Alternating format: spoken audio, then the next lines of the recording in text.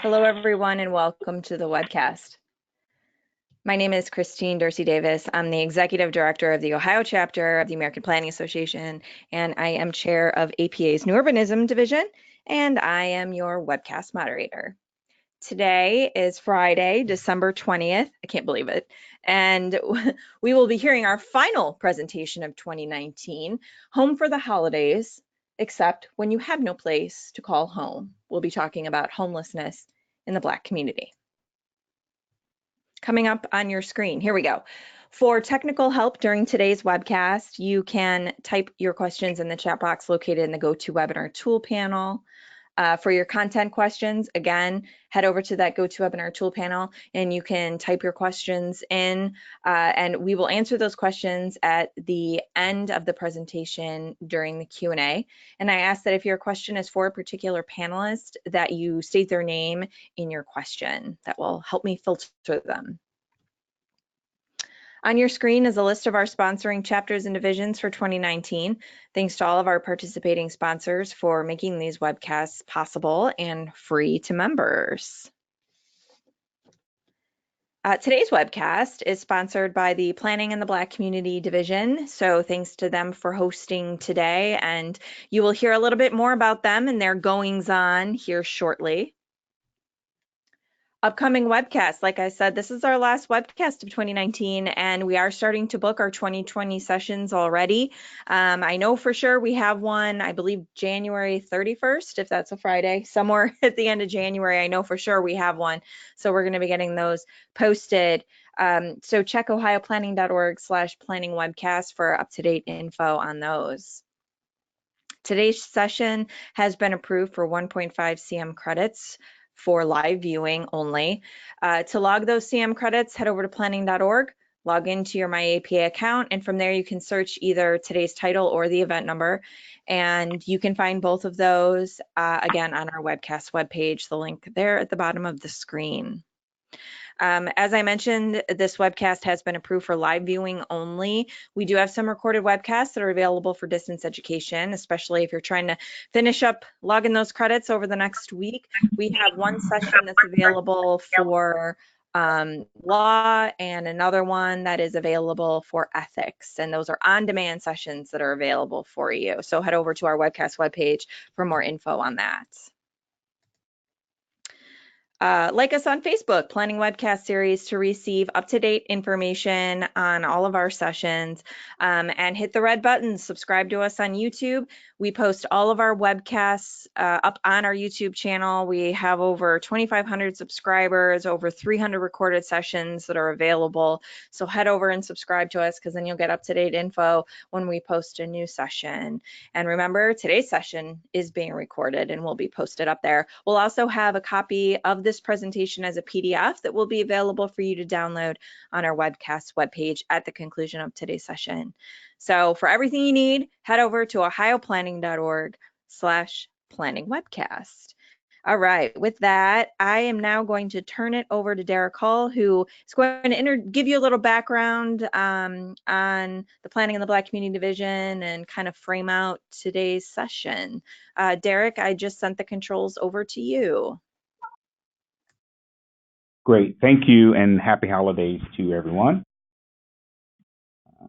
Let me start by wishing each and every one of you a healthy and happy holiday season. And interestingly enough, when we approached this topic of homelessness, we thought about the number of individuals who will not be celebrating the holidays with their family or friends, and mainly because they are homeless. And so I talked with the executive board of Planning in the Black Community Division, and we thought, as we continue to celebrate what is our 40th year, we were founded in October 1980, we thought that it would be important to focus a little bit of attention during this holiday season to those who are less fortunate. And so we are happy to have a number of guests with us this morning to talk to us, or this afternoon, depending upon where you are, to talk to us about the impact of homelessness in the Black community. Before I begin with the opening of the presentation, I want to just highlight that as a part of our 40th year anniversary for PBCD, we plan to have year-long activities throughout the year to commemorate the importance of planning and looking at the public policies that make up the planning discipline and how it impacts African Americans in their day-to-day life. So we encourage you to join us. This is our second event that we've had. We had an earlier webinar related to planning in the Bahamas.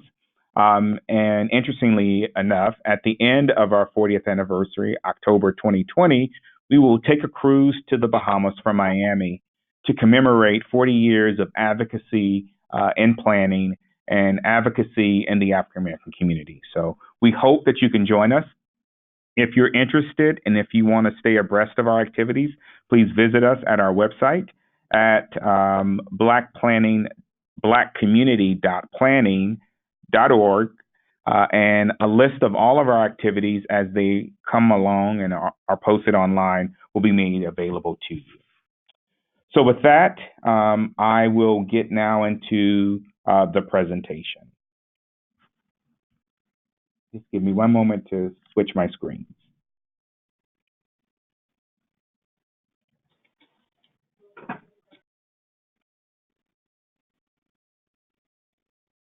I'm going to minimize this screen. Thank you. So we entitled this session, Home for the Holidays, Except When You Have No Place to Call Home, Homelessness in the Black Community. I currently work for LA Metro, which is one of the largest transportation agencies in the nation. But prior to joining LA Metro, I worked for a number of years as Planning and Development Director for a number of communities throughout the United States. My work has taken me to work in cities in Michigan, in California. I've worked in the private sector related to planning also in Arizona and in Texas. While working, though, for some of these communities, part of my responsibility was to make sure that we programmed monies from the federal government that were earmarked to deal with homelessness in the communities for which I served. And this afforded me an opportunity to really get a better understanding of the needs of homelessness, particularly those that were people of color. Regarding the big picture of homelessness, studies have shown that minorities by far are more impacted by and experience a greater percentage of homelessness than whites. And this has been well documented for years now as it relates to ongoing research. I would say that one great resource, if you're interested in looking at the percentages of minorities and those that are more impacted by homelessness, please refer to the National Alliance to End Homelessness. They have a great number of statistics that provide information on the disparities that exist within racial groups. And in particular, there is a growing issue within the African American community. But homelessness, by and large, has impacted minorities on a more dire condition and in more dire conditions. And it doesn't seem to be that the avenues of change are helping to eradicate homelessness. It's becoming a continuing issue. So you might ask yourself, what Derek, I'm is going to interrupt you real quick. Could you minimize your GoToWebinar tool panel? For some reason, it normally hides itself, but keeps coming if you up? could hit that orange rectangle there with the little Got white it. arrow. There we go. Perfect. Thank you. Usually Okay. it hides itself, but I guess it didn't want to today. Thank you. That's okay. Part of the issue, and as we look back historically regarding what has contributed, particularly to African Americans, for this higher percentage of homelessness, we look at various factors that relate to public policies. And these are, by and large, issues that exist when we look at the longevity of African Americans in the United States. So housing, for instance, and poverty are two particular issues from the federal level that had policies in place that historically discriminated against African Americans. And over the course of time, over decades, despite eradication of those policies that were in place to deal with um, African Americans, there are still ties to the historical policies that have helped to disenfranchise and make housing less available and less affordable for African Americans, and create job opportunities that do not allow them the level of comfort or the quality of life that they certainly so deserve. In addition to issues of poverty centered around economics as well as housing, the criminal justice system has played a role in exacerbating the issue of higher percentages of Black homelessness. We're all familiar with three strikes and you're out policy that has been implemented across the country. These provisions have helped to disenfranchise African Americans from obtaining homes or housing, particularly if individuals are applying to housing whereby there are restrictions that are not allowed to grant housing for individuals that have criminal records. And so that plays a role in not providing adequate and sufficient housing for individuals. And then finally, within the African American community, there is a stigma around mental health. And not only the stigma around mental health, but the availability of health services for African Americans. And so, coupled together, the stigma around mental health and just dealing with individuals who need treatment and the availability of that treatment has created a situation where many homeless individuals choose to live on the street or in shelters, or may not even be in a right frame of mind to even understand the conditions for which they live. And so, by and large, public policies have helped to contribute to this higher percentage. And it is until we look at these systemic issues that we suspect percentages within the African American communities regarding homelessness will continue to increase.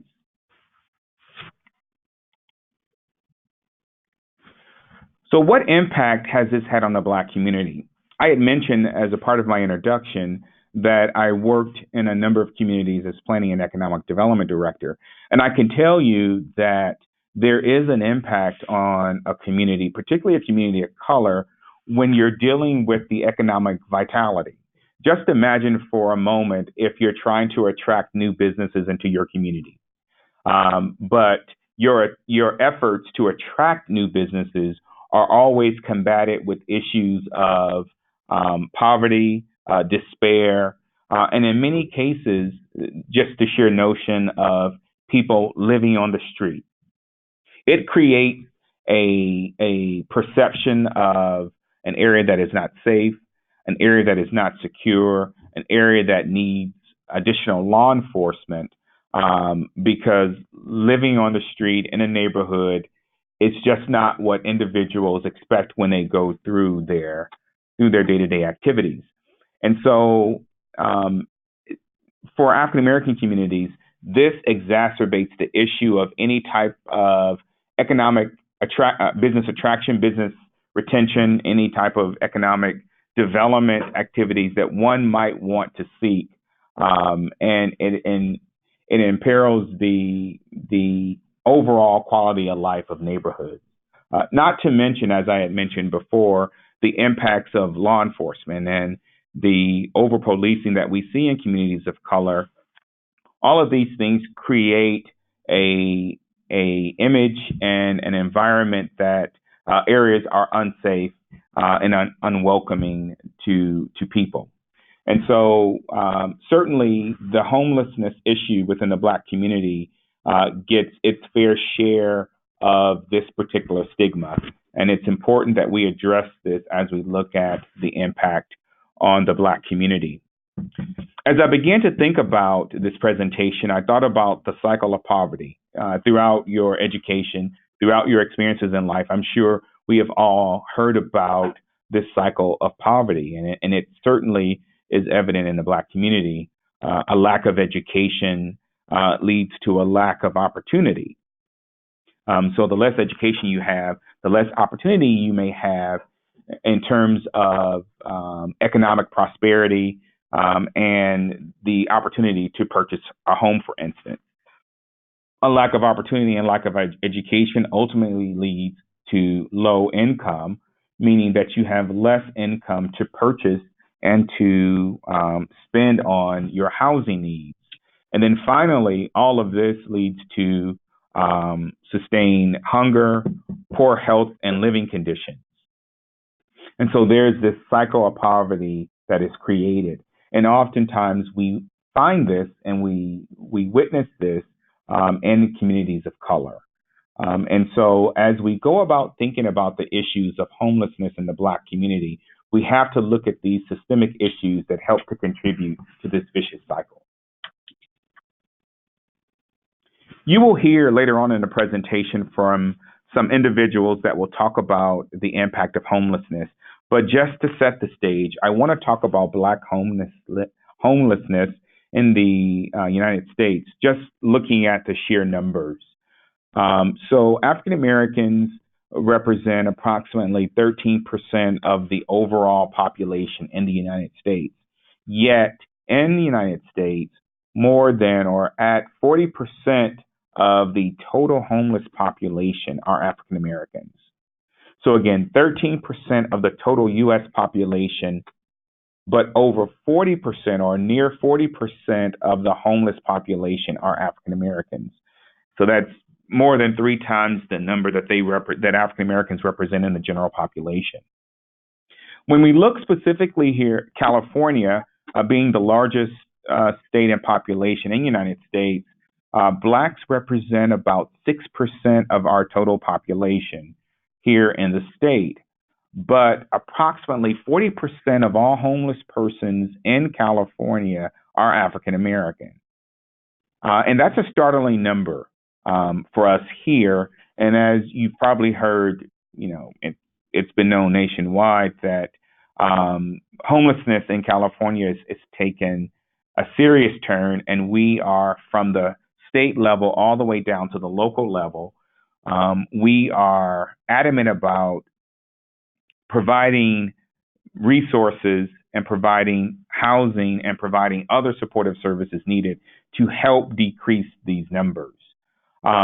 Within California, though, I wanted to look at a specific county, not necessarily LA County. We'll have a representative that will talk about the LA region shortly, but I wanted to look at another county and just look at the impact of Black homelessness. And in Monterey County, African Americans represent about 3.5% of the total population of residents within that county.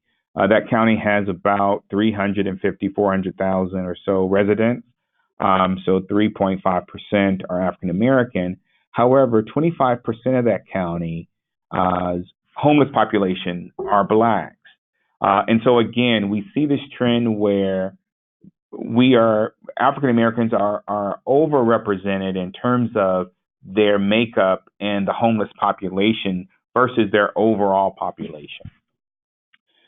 So it's startling to say the least. This is something that we have to address.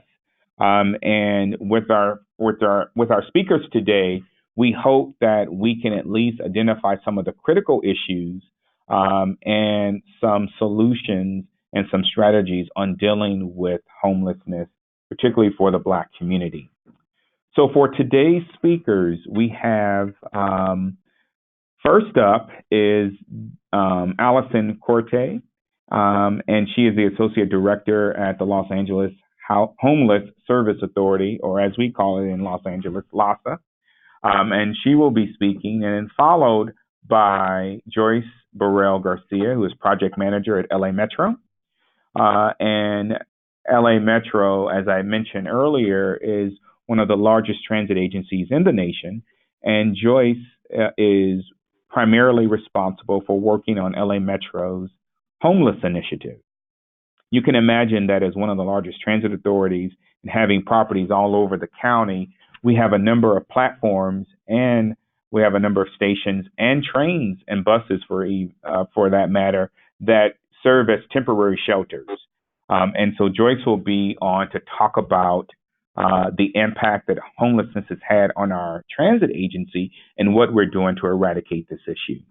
And then finally, James Gillian, President and CEO of J-Quad Planning Group, will not necessarily join us, but has provided us a presentation and will talk about from a practitioner, a consulting firm or a consultant that provides recommendations to municipalities, big and large, what are some strategies and what are some techniques, what are some recommendations to deal with homelessness.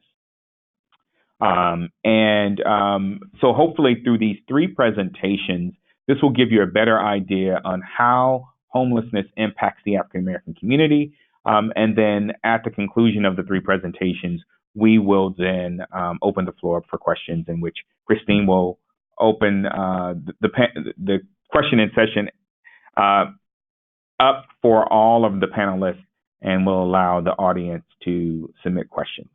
So with that, I'll turn it back over to Christine, and we can get started on our first presentation. Thank you, Allison. I just gave the controls over to you. All right, great. Okay, does everything look okay? Oh, can you hit display settings and then swap again? Oh, okay. Sorry for the desktop view, everyone. There we go. All right. Perfect. Thank All you. right. Now we're on. Okay. So my name is Allison Cordy. I am the Associate Director for Capacity Building and Training here at the Los Angeles Homeless Services Authority, or LAHSA, as Derek alluded to. So LAHSA is a joint powers authority of the City and County of Los Angeles, which essentially just means we are overseen by a commission that is made up of representatives selected by leaders from our county and also from the City of Los Angeles. So our role is, here at LAHSA, is to be a lead agency for the Los Angeles Continuum of Care. And I just want to note that the LACOC, or the Los Angeles Continuum of Care, excludes the cities of Pasadena, Glendale, and Long Beach. And each of those cities have their own continuum of care. So within our kind of coordinating body, it excludes those cities, but we do work very closely with them. We coordinate and manage over $300 million annually in federal, state, city, and county funds for programs that offer shelter, housing, and services to individuals and families who are experiencing homelessness. Another huge role LAHSA plays is we are the system administrator for the LA County Coordinated Entry System. So that is the system that prioritizes people to receive services that we fund based on vulnerability, which I'll get into a little more information on that in just a moment. So LAHSA is currently embarking in a pretty wide-ranging racial equity initiative. And so I just want to acknowledge, before I get into any more of my slides, that this topic is really difficult to talk about. It's very uncomfortable. And as we've been getting more into the work, I just wanted to acknowledge that so that as I get into some of the information I'm going to share, people can just be aware of their triggers or their physiological responses. I'm a social worker by training, so just want to kind of ground people in that before I move on. So the rest of my presentation is going to focus on information that's been gleaned from the past 3 years of our homeless count data, which then launched an ad hoc committee on Black people experiencing homelessness, given the disproportionality that we've been discussing this morning so far, or this afternoon.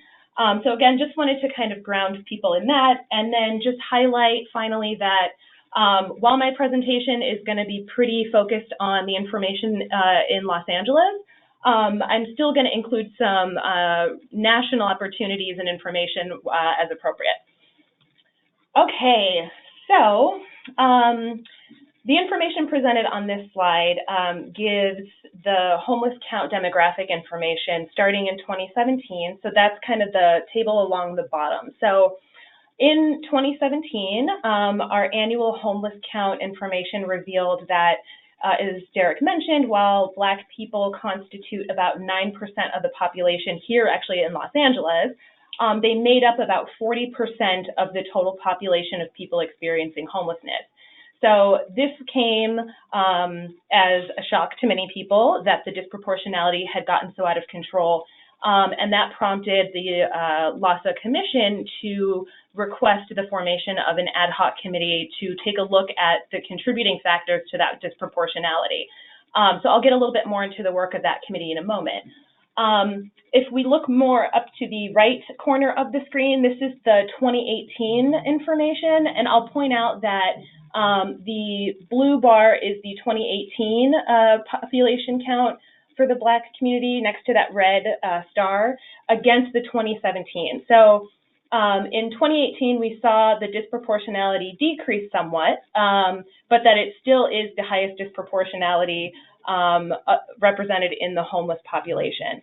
So also happening that same year was a acknowledgement that the Latinx population also increased their homelessness, but again, that the starkest disproportionality exists amongst Black people. And then finally, the left side is the 2019 homeless count information. And I think the thing to note here is that what we saw during the 2019 homeless count was that the overall population of Black people in LA County actually decreased. So in the past 2 years, it was 9% of the overall population in LA County, and in 2019, that dropped to 8.3%. And what we found was that that is actually showing that Black people are starting to leave LA County because of the affordability issues, as well as other factors, which I'll discuss in a moment. Okay. So why is this happening?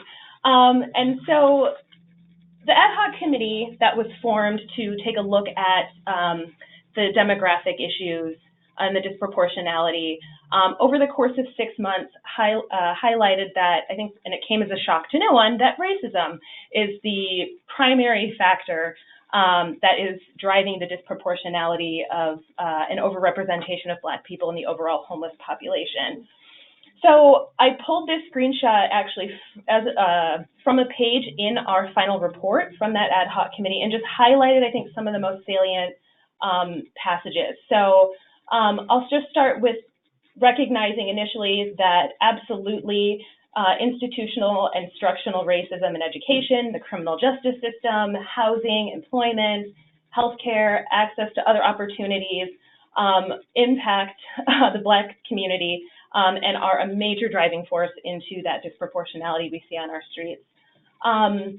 50 years after the passage of the Fair Housing Act, which legally outlawed landlords and real estate companies and banks from denying housing and lending opportunities to people based on their race, we actually find that in a recent study, the percentages of homeownership have actually decreased since the passage of the Fair Housing Act. So essentially what that shows is even though the federal government finally took steps to try to stop the institutionalization of blatant discrimination in our housing and banking markets, the market essentially found and the culture found other ways to continue to discriminate. And so on the brighter side of my presentation, I'll get into some of the things that are now being done to combat this at the state and local levels. But just wanted to point out, again, the historical perspective and the legacy of institutional structural racism. So in Los Angeles County as well, it's one of the most segregated metropolitan areas in the United States, and we owe that to the rampant existence of redlining and exclusionary zoning. There have been a number of books published recently. One is The Color of Law, which also highlights racial segregation, as well as another book that is not listed in this report, but A City of Segregation, which outlines how LA essentially implemented a number of municipal codes and other more structural ways to decide who was able to live where, and ultimately the impact that had on property value and the development of affordable housing. So I wanted to share just that screenshot. And throughout our ad hoc committee report that was published, we were able to include a number of quotes from people who participated in a series of listening sessions that really helped the committee understand the very personal and individual impacts of racism that are contributing to the inflows of homelessness and, again, contributing to the disproportionality. So throughout the rest of the slide deck, you'll see little quotes along the sides in those colors, and those are pulled straight from the ad hoc committee's report. Okay. So when we look at the impacts of homelessness, I think I want to start by talking about what some of the perceptions are locally. So one of the most, I think, common misconceptions of the reasons why people are homeless in Los Angeles County is a belief that most people either have a mental health issue or have a substance misuse disorder. And while that's certainly true for about 29% of people who do report that during our annual homeless count, that means that 71% of people who are unsheltered on our streets do not have a similar or serious mental health illness or have are not currently reporting a substance misuse disorder. So what that shows is, and that has been shown consistently through our data, and so what that leads us then to conclude is that substance misuse and mental health are not the primary driving factors for homelessness. Rather, economic factors are what are driving people into homelessness. And as Derek mentioned in his segment of the presentation, when we look at the impact of historical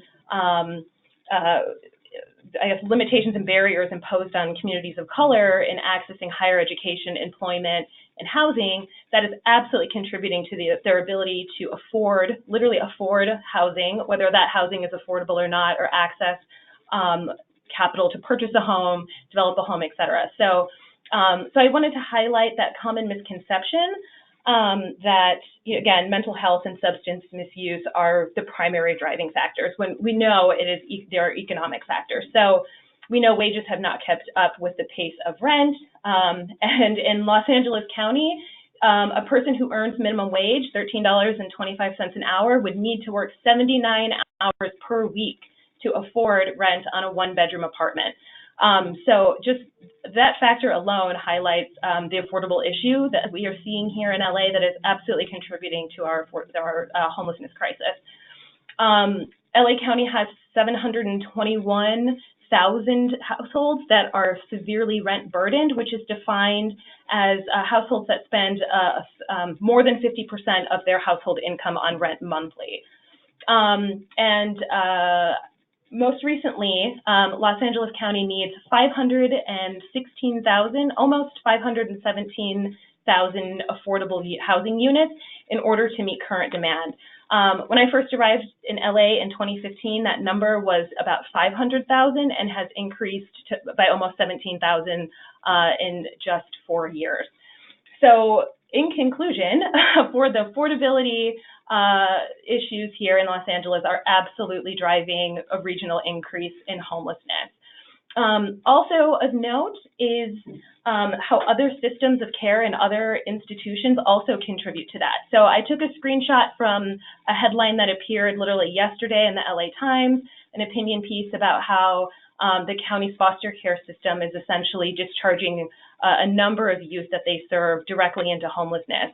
The same thing about our criminal justice system. As Derek also mentioned, that cycle from the criminal justice system released onto the streets, and people are kind of cycling through the criminal justice system and ending up in the homeless service system. So there's a number of work underway in Los Angeles County to make sure that we are combating this horrible truth in our community and to get some good work, collaborative work done so that we can stop this cycle.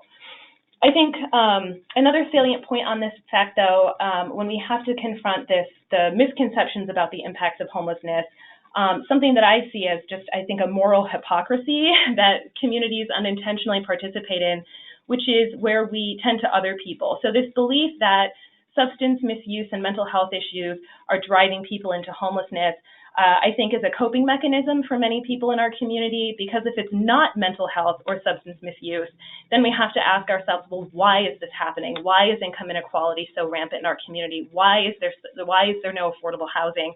And the reality of that is difficult for people. So we see this kind of default setting to say, well, it must be drugs, or it must be that people are crazy, because if it's not, we have to take a really hard look at ourselves as a culture, as a community, as a society, and see what is it that we're valuing, if not the human right to housing and being sheltered. Okay. So a little more good news. I wanted to share some strategies and current activities that are happening at the federal level, at the state level, and here in LA County to be able to start to combat some of this. So most recently, as I'm sure many of you are aware of, in the news was just this week, the Supreme Court declined to hear an appeal on the Boise decision. The Boise decision essentially said that local communities and jurisdictions cannot cite people for sitting, lying, or sleeping on the public way if there's no shelter option available to them. So this case came up in the state of Idaho, where a gentleman sued because he was to be arrested for sitting, lying, or sleeping on the sidewalks because there was no shelter. And he said, hey, you can't arrest me because there's nowhere else for me to go. So earlier this week, the Supreme Court declined to hear the appeal, which essentially meant that local jurisdictions cannot criminalize being homeless, especially if they are not able to provide adequate shelter to the residents in their community. So I wanted to highlight that and acknowledge that here in the city of LA, we have a municipal code 4118, which is that kind of local ordinance which bans sleeping, sitting, or lying on the public way. And we also have another local municipal code 85.02, which bans sleeping in your car. So what the Boise decision did is, I think, was to score a major victory for advocates that say, again, you can't criminalize or penalize people for sleeping on the streets when you've not given them an adequate alternative. And the same with sleeping in your car. So there are a number of other cities within Los Angeles County that have similar ordinances. And so at the federal level now, the decision has been made that essentially it is in violation of the 8th Amendment regarding the clause of cruel and unusual punishment. It is cruel and unusual punishment to arrest someone for sleeping in public when you've given them no alternative. So at the federal level, we have HR 4302, which authorizes public housing authorities to share data regarding individuals experiencing homelessness with the lead entity. So here in LA County, that would be LAHSA. LAHSA is able to share information with other housing authorities. So for example, Pasadena, Glendale, Long Beach, as I mentioned earlier, or other continuums of care, so that collectively we can better serve people who are unsheltered. So that bill right now is currently in committee with the House, and on the far right column of my slide, the support, these are all things that LAHSA, our legislative affairs team, is currently in strong support of. At the state level, we have Senator Holly Mitchell, who proposed a source of income discrimination. So while the federal government is not able, and local, local landlords are not able to, I'll back up once more. So currently in Los Angeles, landlords are able to refuse Section 8 voucher holders from renting in their places. Landlords can straight up say, we don't accept Section 8. So Senator Holly Mitchell has introduced a bill, SB 329, which bans that type of income discrimination. So landlords can no longer say, hey, we don't accept Section 8. So this has been signed by Governor Newsom at the state level. LAHSA supported that, and we see that as a huge victory in helping start to eliminate source of income discrimination, which is often used as a proxy for racial discrimination. Also at the state level, we have Assembly Bill 1482, which introduces a statewide rental cap, which states that the annual rent increase will not exceed 5% for apartments and other rental units built within the last 15 years. So that's also been signed by Governor Newsom. And what's needed for both SB 329 as well as AB 1482, right now we're working to establish an enforcement arm. So while we're very glad and very celebratory of the passage of these two bills, currently we need enforcement for those so we can create the infrastructure to make sure that people who would be impacted by this know that they are now protected at the state level, and as well as landlords, so that they're not unintentionally or intentionally violating this new legislation. Next, we have AB 1481, which provides a requirement for just cause evictions, so that tenants cannot just be evicted for whatever reason. The landlords have to say, it limits what a landlord can evict people for. So non-payment of rent would be a just cause for eviction, as would any other lease violation, but a landlord just can't say, I'm not renewing your lease. So we're also very much in support of that.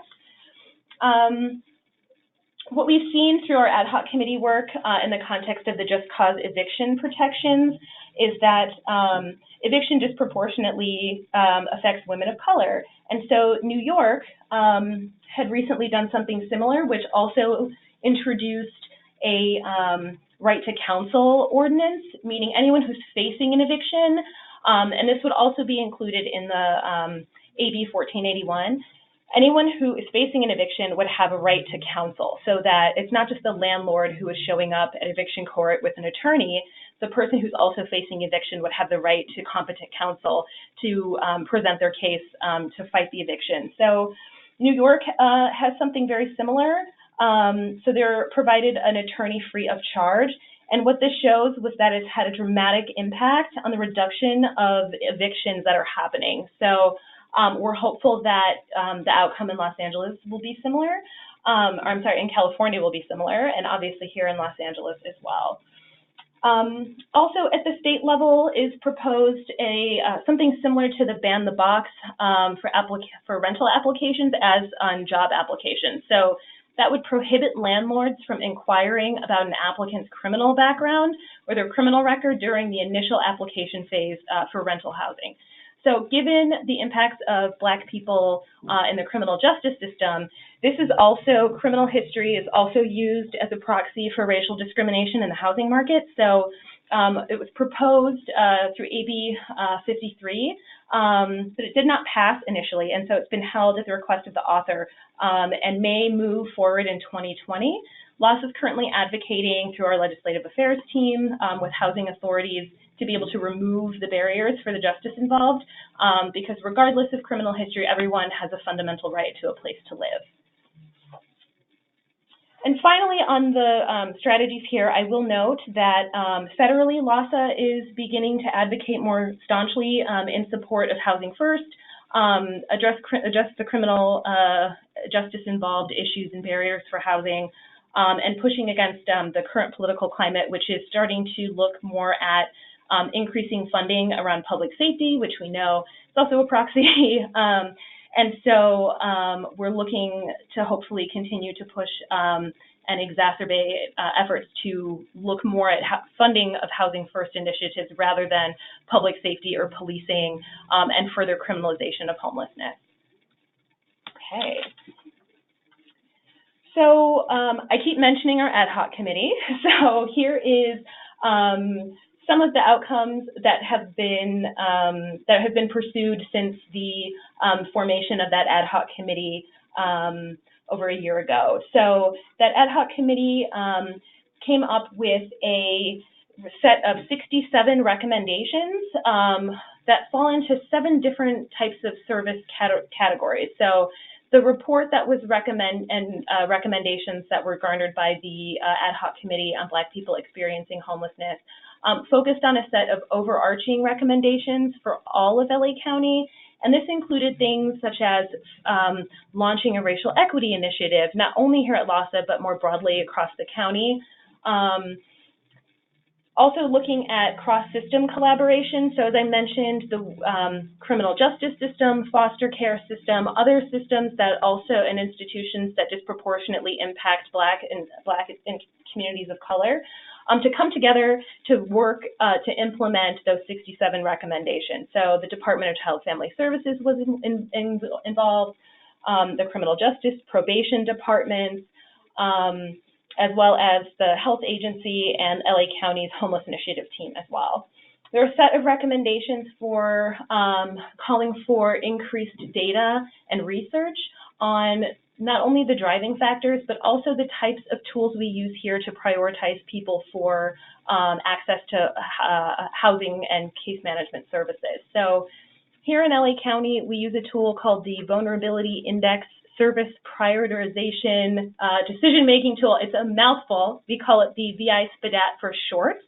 And that tool, while intended to initially help service providers prioritize the most vulnerable members of their communities for services, what the committee found was that the length of the tool, who's conducting the tool, as well as the weight of the questions disproportionately impacted people of color by not necessarily weighting other types of trauma or trauma-related issues that Black people are experiencing as a result of the history of institutional racism, as well as a general anti-Black culture that is rampant in our country. So the data and research recommendations call for evaluation of that tool and to provide recommendations on how to improve on the accuracy and validity of that tool for Black people.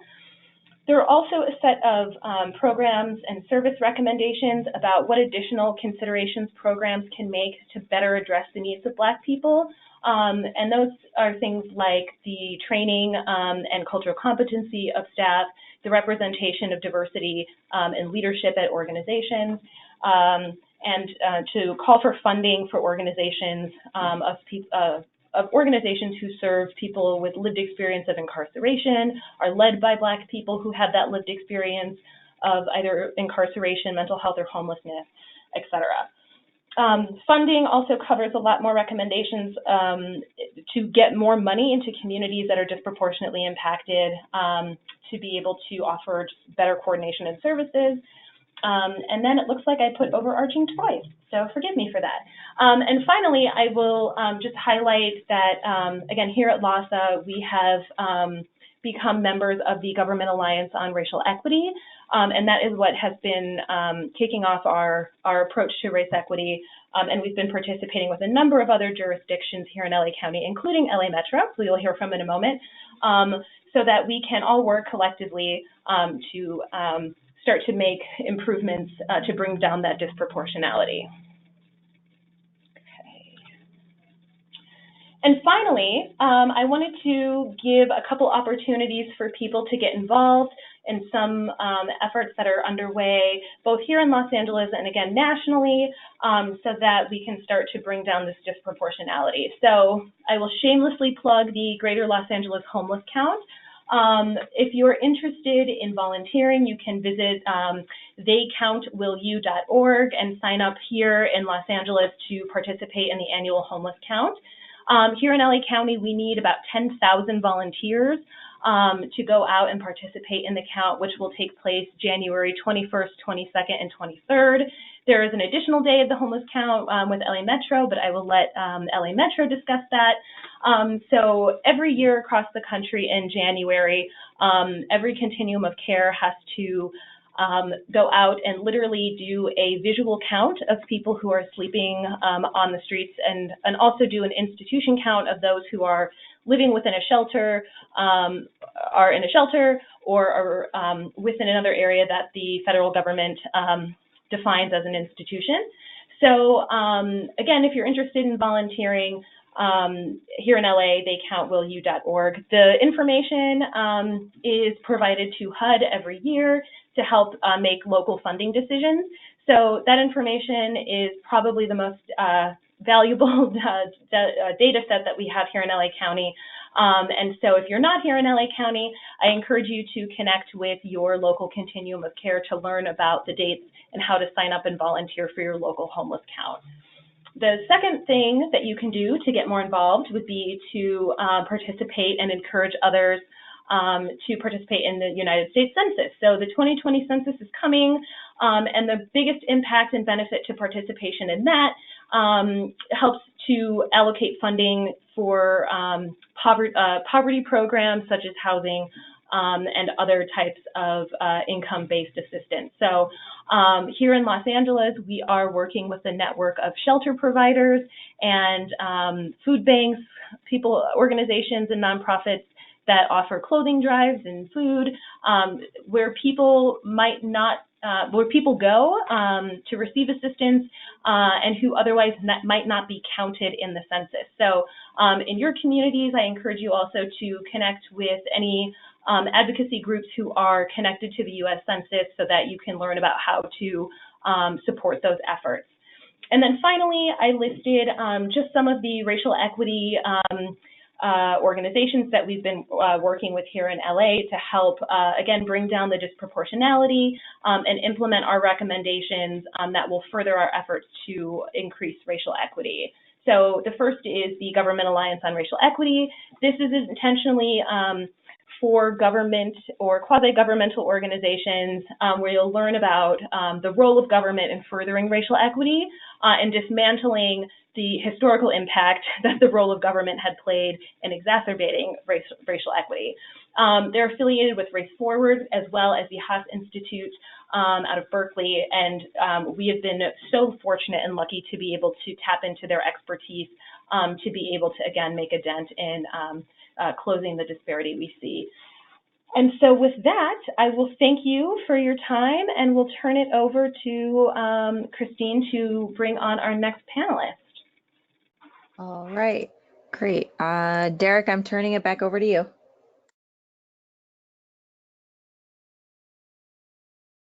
Thank you, Christine. And I think we're ready for the presentation from LA Metro.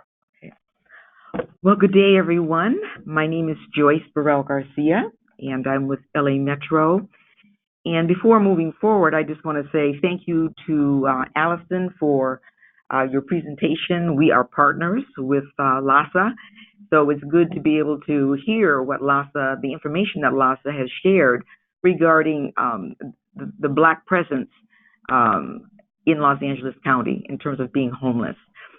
Los Angeles Metro, we do not have specific statistics on African Americans on our system. However, we do know that the majority of our ridership happen to be female, and we also know that a very large proportion are people of color. And so I think that we know that we are looking at basically an overflow of homeless throughout the county that now or have begun to seek shelter on Metro's buses and also on our trains. And so with that, what I'd like to do is to just introduce you to what we know. I think Allison has also spoken to these statistics, but just to reiterate what we know, this is LASA's data, that there has been a 12% increase in the number and the percentage of homelessness in the county of Los Angeles. So right now we are looking at a little over 58,000 homeless people within the county of Los Angeles. Within the city of Los Angeles, we have experienced a 16% increase, and we're looking at close to 36,000 or a little over 36,000 people just within the city of Los Angeles. So out of that number, I can't say specifically how many are on our system, but what we do know is that a sizable number of homeless continue to take shelter on our system. We find also that this is what our data reveals through LASA, is that if you look at the different colors, the light blue is for 2018, the darker blue is 2019. You can see the increase for 2019, whether it's people in cars, vans, and RVs, or campers, also people that are in tents and makeshift shelters, and also others that are unsheltered. So as you can see, there is a 75% statistic, or percentage, I should say, of unsheltered homeless in the county of Los Angeles. And 25% are sheltered countywide. This map is it's a heat map, and it basically what it's showing is just some of the hot spots for our bus service that we've identified where we see a very high prevalence of homeless individuals in these particular areas. It's not restricted to these areas, but what we do know is that probably what you're looking at has already expanded, because this data is this particular heat map is not our most current. Our current heat map is in development. But I just wanted to give you some idea of what the hotspots look like on our system.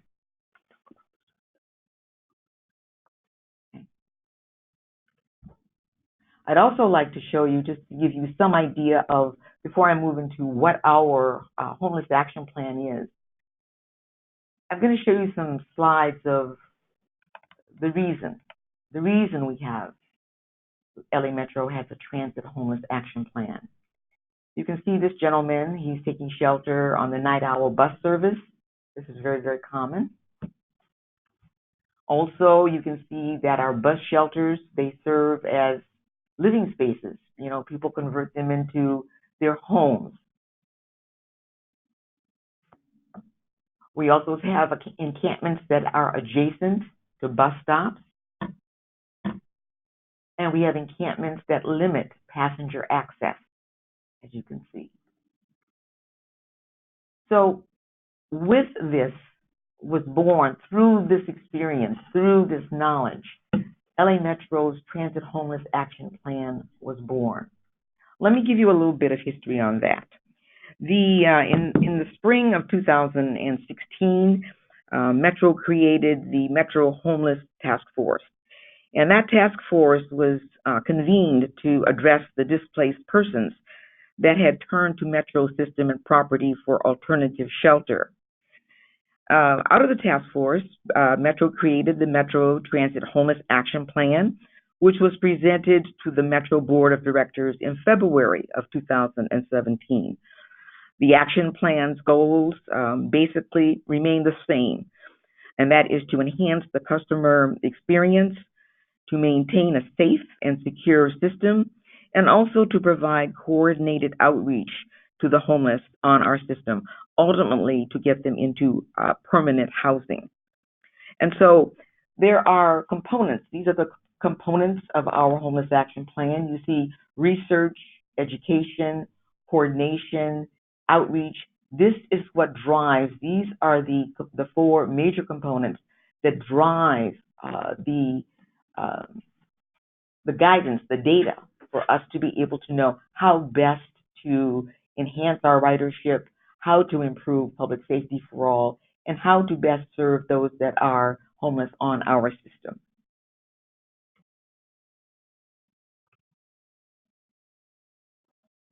Our Metro Homeless Outreach, this is what it's composed of. First, it's composed of C3 outreach workers. The C3 stands for county, city, and community. We partner with these entities to be able to provide outreach workers, because in our action plan, we had a pilot study. And in this pilot study, we deployed 2 teams on the red line to engage with the homeless. What we found that outreach was very, very successful. So through the direction of the board, we were able to expand the outreach program. And so we contracted via the Department of Health Services with PATH. And so we now have a total of 40 personnel that are on our system 24 hours a day to engage the homeless. Another component of our action plan is law enforcement. We partner with the Los Angeles Police Department, also the Sheriff's Department, Long Beach Police Department. And so all of these entities work together, and they work with our C3 outreach workers to coordinate services, because sometimes law enforcement they're able to determine where the greatest need is at any given point in time, and what they're able to do is then connect and coordinate with our C3 outreach personnel so that they are able to, the outreach personnel is able to deploy to those areas. Also, the county has 40 outreach personnel, and these personnel, outreach personnel, they primarily go to public spaces. They're not part of Metro, they do not come past our fare gates, but these individuals, these outreach workers, they are primarily deployed to places like beaches, public parks, libraries, because this is where you find a lot of homeless people.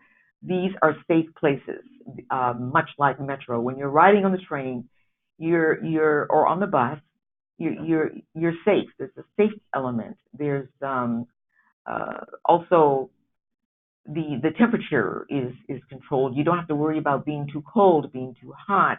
You don't have to worry about anything happening because there are a lot of people around. And so the outreach workers that are in the public spaces, they are basically engaging the homeless to also provide public service, or I should say services, so that they're able to get permanent housing. We collaborate with the Department of Mental Health. We collaborate with the Department of Health Services. We collaborate with LASA. But this basically, looking at all of these pieces to our puzzle, this is what makes and drives our holistic approach to engaging the homeless on our system. We know that we cannot police our way out of this. We're looking, as I said, at bus, at rail, at Union Station, and we are remaining focused on our patrons and their ridership experience. And we're also looking to continue to develop partnerships within the larger communities. So we outreach to faith leaders throughout the county of Los Angeles, and we ask for their input. We work with them where we can to assist with placing homeless that they are engaged with into services that will allow that individual to get permanent housing. This is a photo of one of our C3 multidisciplinary outreach workers. He's in a blue shirt. The PATH workers wear blue shirts. And as you can see, he's engaging someone that appears to need help. Here we have the Los Angeles Sheriff's Department. This is their MET outreach professional, and MET is for Mental Evaluation Team. That's a specific type of training that allows law enforcement to be able to engage effectively with homeless individuals.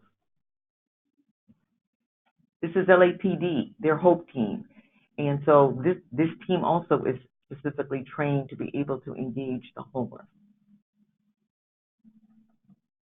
So our approach basically is to continue to develop all of our strategies, all of our the planning that we do with a great deal of input from the larger communities, because we're also looking at how we can sensitively manage and engage the homeless to get them into permanent housing while maintaining and improving the ridership experience for everyone.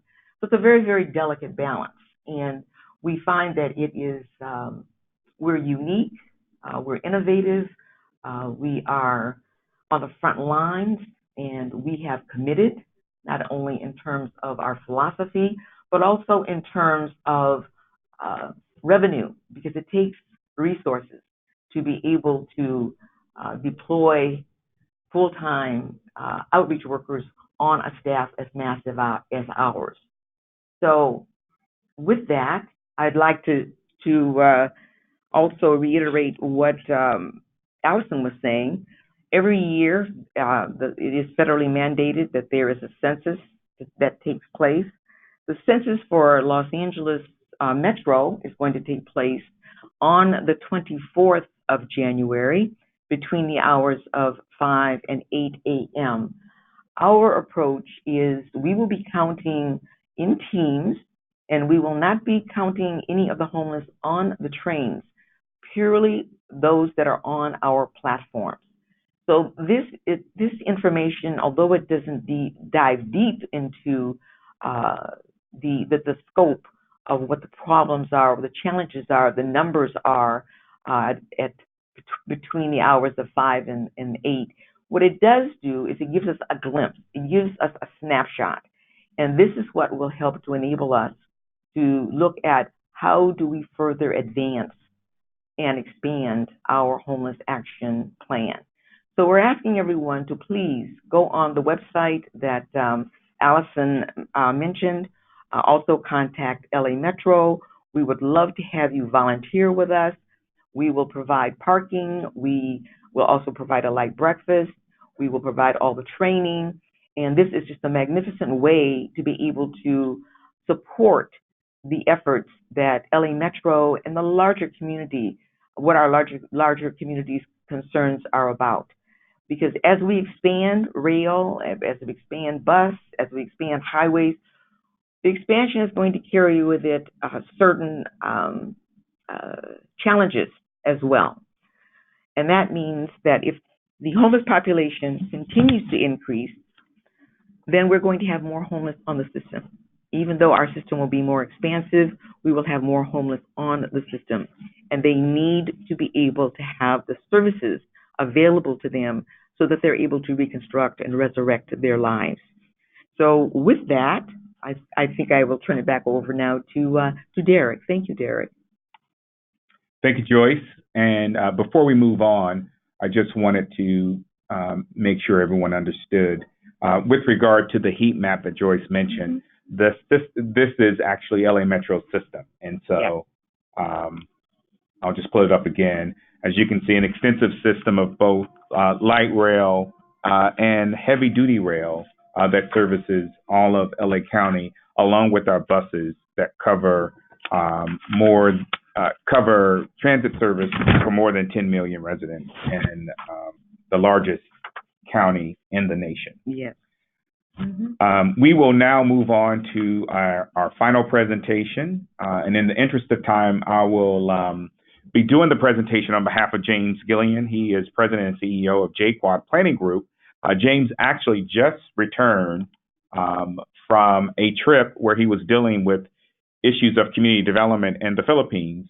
And you can imagine the jet lag that he is experiencing. But he did come prepared and provided us with some key talking points that I will share with the group as it relates to the impact of homelessness in the Black community. In terms of JQuad Planning Group, JQuad was founded in 1994 in Dallas, Texas, and they are a full-service consulting agency that provides planning and development, grant management, housing and economic development, programs, policy, formation, and overall services for not only the public sector, but the private sector as well. Some of their activities include urban planning and design, but certainly related to the topic today, a housing needs assessment and forecasting, efforts with continuum of care with regard to homelessness, housing market analysis, and some other programs. And James in particular, along with his consulting team there in Dallas, are experienced in handling many of the United States Department of Housing and Urban Development programs, particularly those related to housing and to homelessness in particular. And so he is oftentimes called to come to Washington to provide recommendations and some strategies and to lead candid discussions about how to approach this issue of homelessness and the overall housing crisis.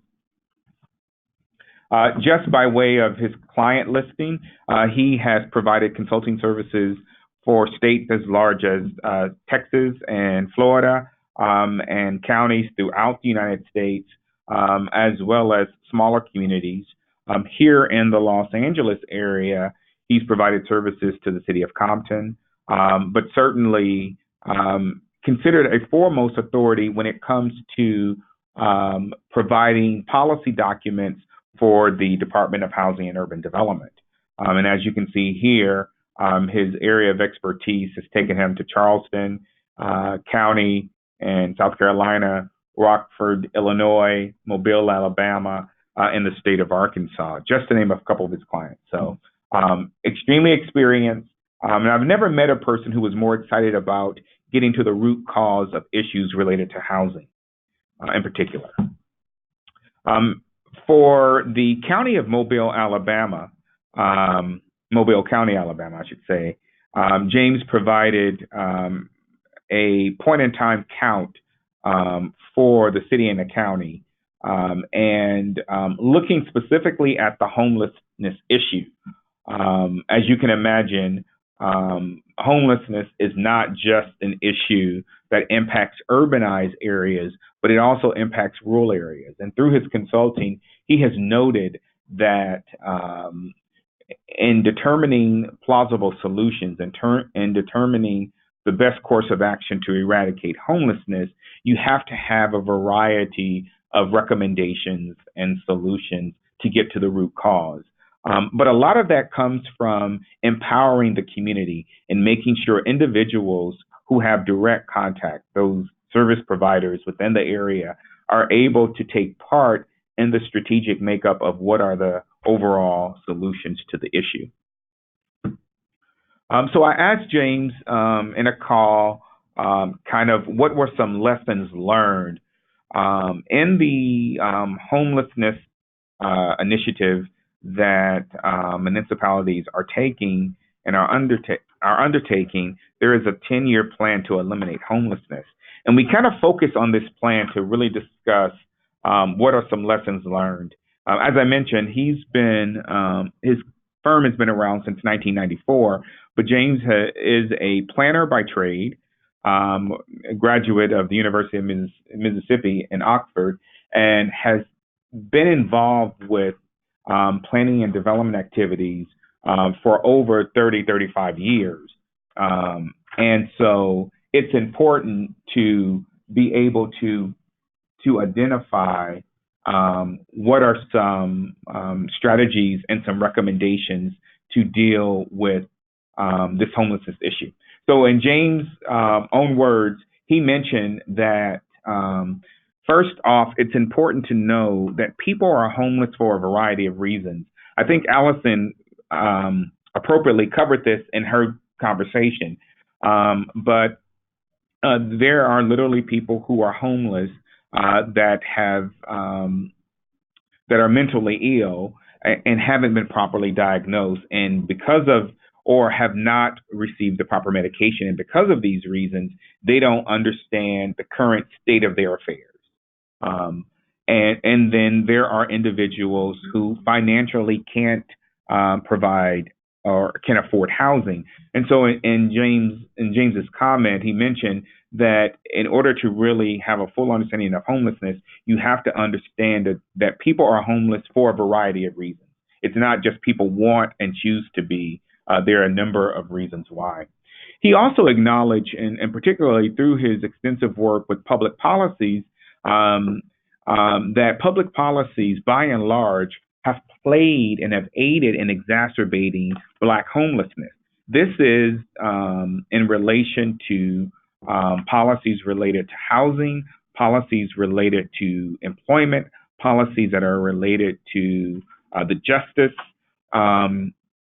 policies overall, and not just at the federal level, but at the state and local levels as well. And so when we look at, African Americans who have suffered a great number of years, centuries and centuries of discriminatory actions and racism, and we see that over time, this continues to plague that group of individuals in terms of their increasing numbers of homelessness. And a lot of that is stemmed from those public policies that were put in place right in DC all the way down to the local level. As it relates to eradicating homelessness, he mentioned that this required multiple strategies. Multiple things need to occur in order to address this issue. There is no one one-size-fit-all solution for homelessness. Depending upon who the individual is, you might have to rely on multiple types of resources to help those individuals out. And then finally, he really stressed the importance of people participating in the homeless counts.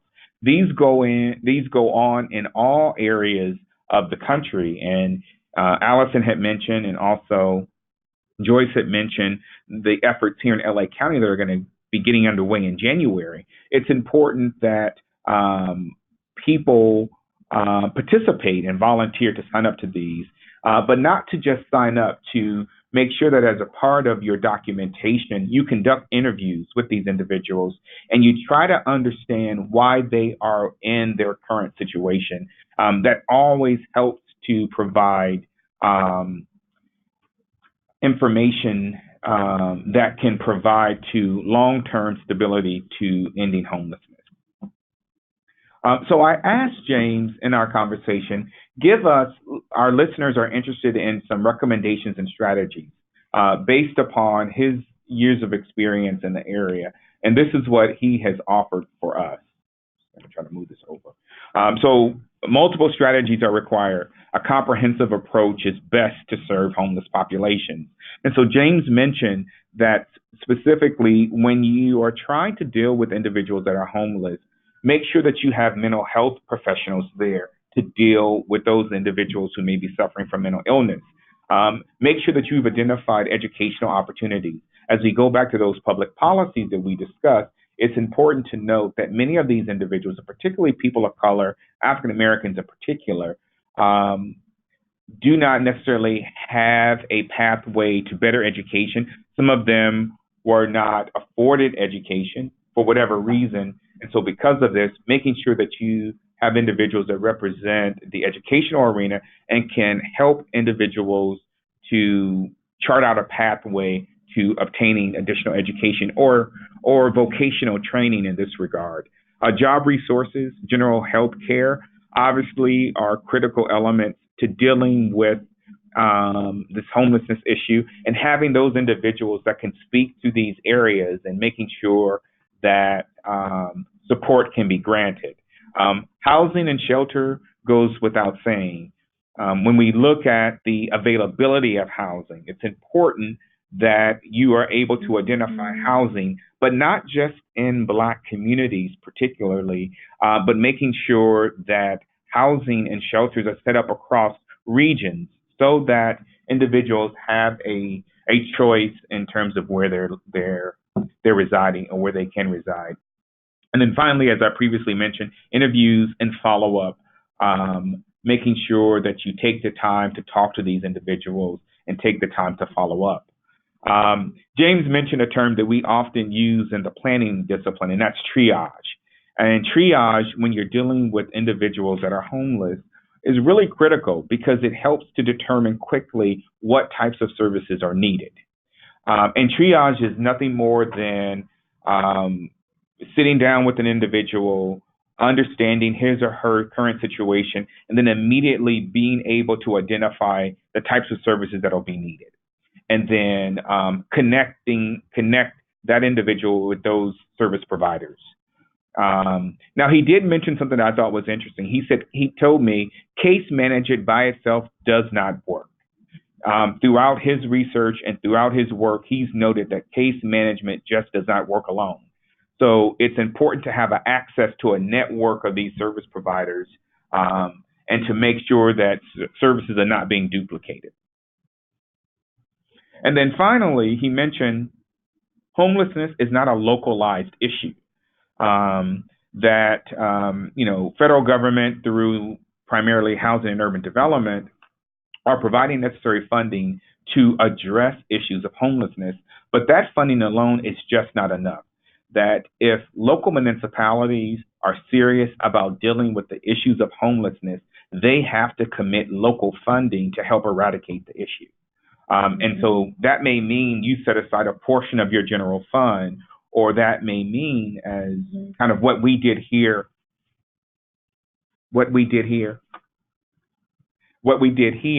is here in LA County, we passed a tax where we are collecting revenue to build and to support the homeless community. And so figure out what works for you locally, whether it's allocating funding through general fund revenue or identifying a new source of revenue, but have that to occur at the local level. Oftentimes, we like to think about this as a federal problem, and it's not just a federal problem. The commitment starts at the local level, and the implementation really starts at the local level. And with that, I know that we are short on times for question and answers. I'm going to conclude my comments, and I'll turn it back over to Christine for opening up for question and answers from the entire committee, the entire panel.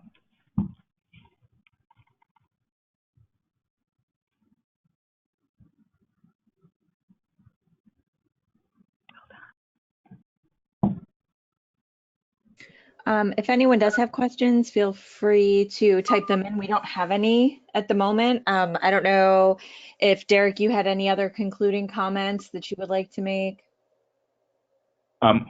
What I will say is, as we are waiting for some additional questions, I'm going to make sure I pull up the slide that has the individuals who are speaking today in case you want to get in contact with them at a later date. So let me do that. We had the information pulled up in our previous slide.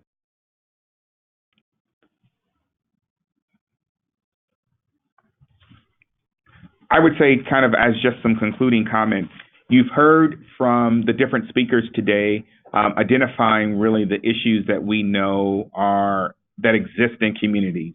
Certainly, dealing with the homeless population has become a bigger issue than what it was some 20, 30 years ago.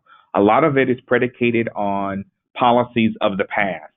And as professionals, and for those of you who are listening that are planners, it's incumbent upon us to understand what the origins of these policies are. They were created to purposely discriminate and to prejudice one group over another. And it's until we really get an understanding as to how this is impacting our community, we will not see drastic changes. So it starts at the top in terms of looking at these policies and dissecting them and recreating them so that they are not targeting people of color, particularly African Americans. I would also say that it's important that this effort be taken on not only by housing advocates, but for everyone in the community. Homelessness hits everybody. I was looking at a statistic when we were doing the research, and it mentioned that the cost for an individual that is homeless is approximately $40,000 annually.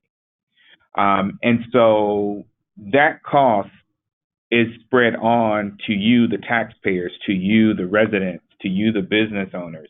And it's important that you know that this is just not a problem that communities have to fix in order to really get involved and to be focused on this issue. It takes communities working together, working with the service providers to really identify core issues, identify funding, and making sure that there are efforts made to make a difference within all communities, but certainly particularly communities of color. Okay, I think we can take one question here before we wrap up. How do you approach, I guess this is for any of you, how do you approach homelessness when individuals don't want help or are opting to be homeless? This is Joyce, we experience many individuals that decline services. What our approach is, the approach is whatever it takes. And so many times the same individual will be approached many times over a period of time. And that's where we have also found a great deal of success.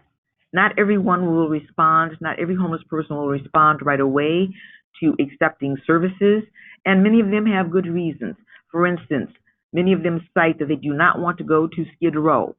That is just an area where many homeless individuals that we encounter on our system do not want to go to Skid Row. Also, because there's a shortage of shelters, many people do not want to leave their communities and their friends to go into services right away. So it's an ongoing process. We don't expect that everyone is going to say yes the first time around, but our position and approach is we will continue to try to reach each individual time and time again. This is Allison. Yeah, just to build off what Joyce mentioned, I think that's something that we hear commonly and is somewhat of a misconception that people just don't want the help. I think what we hear from people who are unsheltered is that there's just generally a mistrust of government, a mistrust that the system will finally work for them given their experience either, with incarceration, their criminal justice system, child welfare system, et cetera. And so that's one of the contributing factors to where people may initially not readily accept the assistance that's offered. And people have also shared that they've been offered things in the past that either turn out to be a scam, the source was not as trustworthy, and that's also what exacerbates the mistrust. And also there's limits to the space and accommodations to personal property that a lot of shelters can make. Also, many shelters tend to be segregated by sex, so a single mother with her 17-year-old son would not be able to stay in the same shelter. She would have to go to a women's shelter. Her son would have to go to a men's shelter. So with the shortage of family shelter resources, those tend to be the reasons where people generally do not initially or readily accept shelter. So I think that's what drives this common misconception that people just don't want the help. I think there are many very valid reasons why people would choose not to go to a shelter. And just as Joyce said, our approach is to do whatever it takes for as long as it takes in order to help people come back inside.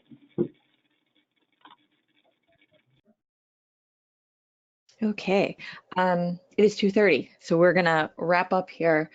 If you do have questions, and I know there are some that have just come through, feel free to reach out directly to one of our panelists. So thank you to Derek for coordinating this, and Allison and Joyce, and for James's presentation. Thank you all for joining us today and putting this important topic together for us. And thank you to the Planning in the Black Community Division for sponsoring today's webcast. So everyone, hey, have a great rest of 2019, and we will see you here shortly at the beginning of 2020 for a new fresh year of webcasts. Everyone have a great holiday and Happy New Year.